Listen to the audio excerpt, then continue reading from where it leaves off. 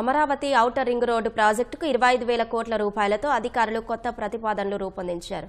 190 కిలోమీటర్ల మేర 6 వరుసలతో outer ring రోడ్డుతో పాటు దానికి ఇరువైపులా 2 వరుసలతో సర్వీస్ రోడ్లు కూడా కలిపి మొత్తం 10 వరుసలతో నిర్మాణానికి అంచనాలు రూపొందించారు.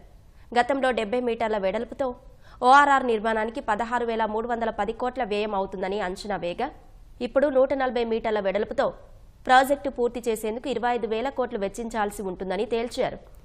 ఈ మేరకు కేంద్ర జాతీయ రహదారుల మంత్రిత్వ శాఖలోని ప్రాజెక్టు అప్రైజల్ టెక్నికల్ స్క్రూటీనీ కమిటీకి నివేదిక పంపారు.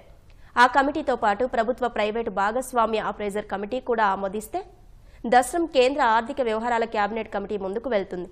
25,000 కోట్లలో భూసేకరణకు 5,600 కోట్ల దాకా ఖర్చు కానుండగా 1,000 కోట్లు భరించేందుకు రాష్ట్ర ప్రభుత్వం అంగీకరించింది. నిర్మాణ సామగ్రిపై రాష్ట్ర జీఎస్టీ 9%, మట్టి, కంకర, గ్రావెల్ తదితరాలపై మైనింగ్